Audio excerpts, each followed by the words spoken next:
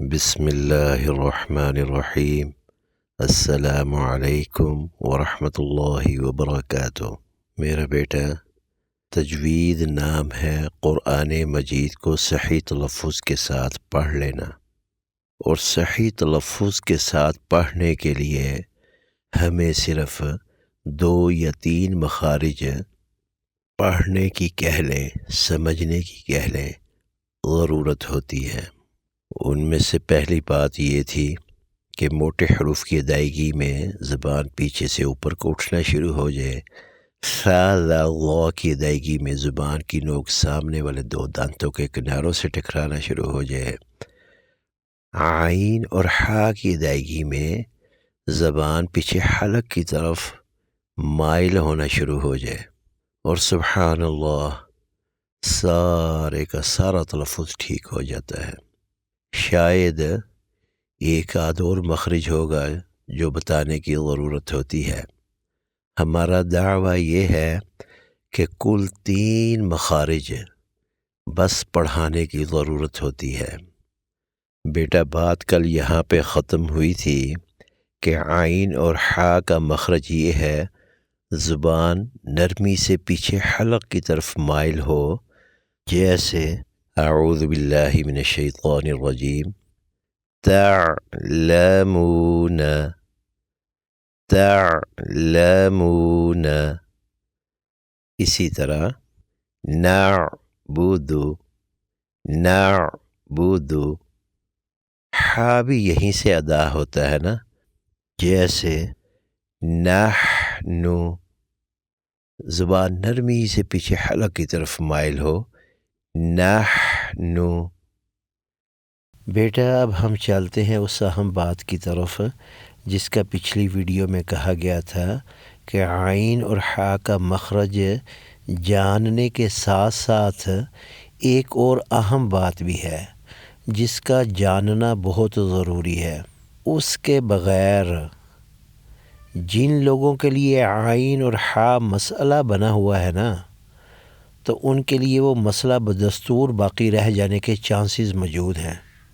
زیادہ تر کا تو انشاءاللہ تعالی عین اور حا کا مخرج معلوم ہوتے ساتھ ہی بہتری آنا شروع ہو جائے گی، لیکن جن کا مسئلہ گمبھیر ہے تو یہ بات ان کے لیے خاص طور پر اور ہر ایک کے لیے بھی ضروری ہے۔ دیکھیے گا یہ مسئلہ شروع کیسے ہوتا ہے۔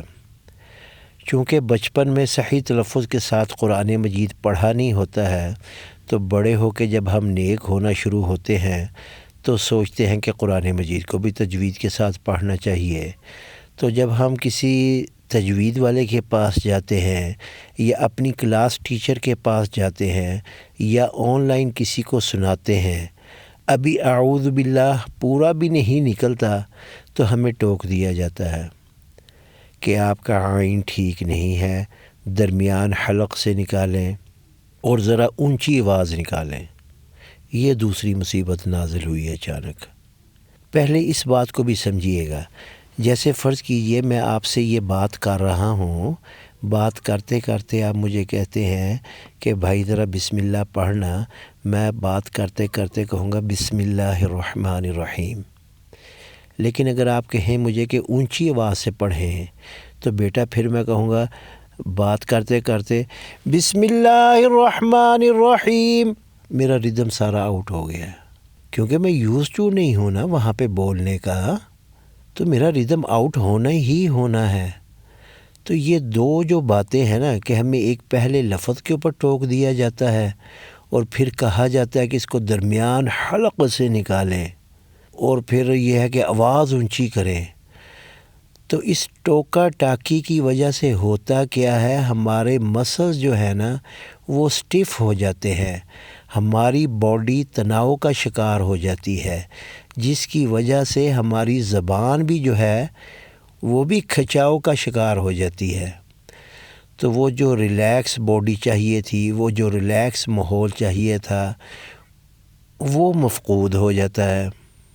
اب ہم تناؤ میں آ کر پڑھنے کی کوشش کرتے ہیں، ایفرٹ کرتے ہیں، ایکسٹرا زور لگاتے ہیں۔ اچھا، جتنا ایکسٹرا ایفرٹ کریں گے، جتنا آپ زور لگائیں گے، جتنی آپ آواز نکال کے کوشش کریں گے نا، تو میرا بیٹا یہ اتنا ہی مسئلہ بن جاتا ہے۔ تو اس لیے سب سے اہم بات کیا ہے اس چیز میں، اس کو جانیے گا۔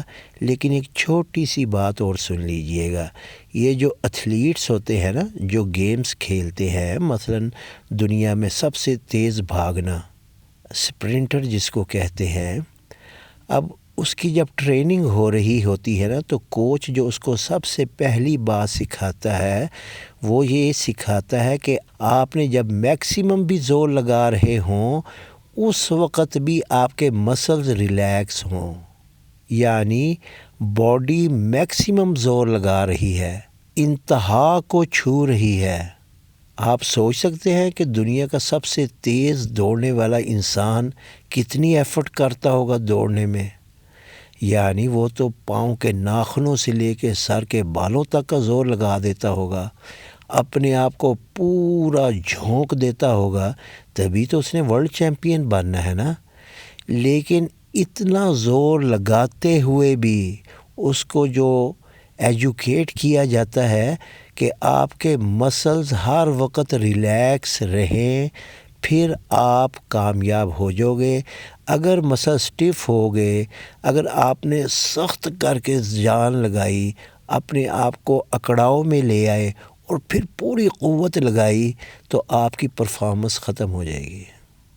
تو اس بات کا بتانے کا مقصد کیا ہے کہ آپ نے جب بھی پریکٹس کرنی ہو تو سب سے پہلے ریلیکس ہونا بہت ضروری ہے۔